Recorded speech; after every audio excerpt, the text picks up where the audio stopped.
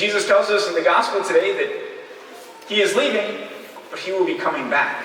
And he tells us so that when we experience it, when we see it, we may believe. Today you get to say yes to that belief.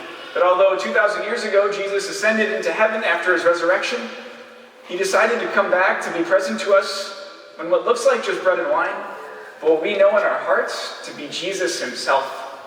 And when you receive him into your hearts, which has a place set aside. Jesus tells us that whoever receives his word receives him and the Father, and that they're going to live with them.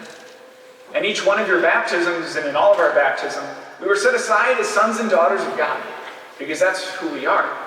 But a place in our heart was also opened up so that God could always be there. He can always dwell with us. He can always be one with us. And it's kind of a fun way to think about it, but every single time you receive communion, you kind of make that space bigger in your heart. You open up a larger space for God to live in your heart and to be with you.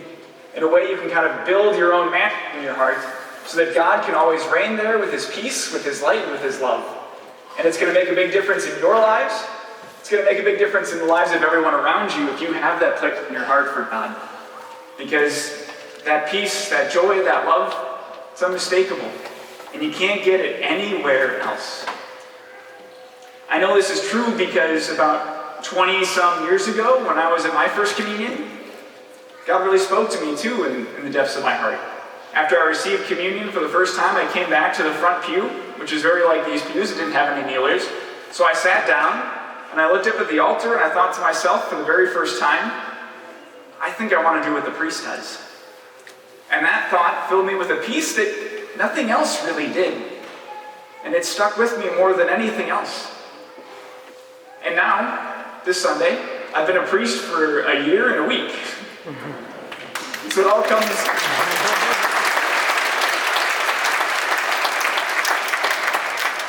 It all comes full circle. I'm so glad to see you in the same place where I received that call so close to my own anniversary. It's really special, and it really, I see myself in so many ways in you guys, but I see that joy and that excitement that you have, and I pray that you receive the same. So when you receive Jesus in your heart, come back to your pew and pray, and tell him everything. Because he's here with you as close as, he really can't get any closer to you than after receiving him in communion. And although people 2,000 years ago had a chance to speak with Jesus walking around like we can talk to a friend, now you can talk to him even more closely when he's living in your heart. So take that time and really tell him everything that's going on. Your struggles, difficulties, your hopes, your excitements, about how much you've been waiting for this moment. Tell him everything, and then take some time to listen. Because I know he wants to tell you so many things. I know he wants to speak that peace, that love, and that joy into your heart. I know so much because I experienced it myself. And I hope that over the times you receive communion, not just today, but every single time on following Sundays, during the week, special occasions, that you always open up your heart to him so that he can speak to you. Speak to you joy, peace, and love. And I know you have all waited so very long for this moment. Let's not make you wait any longer.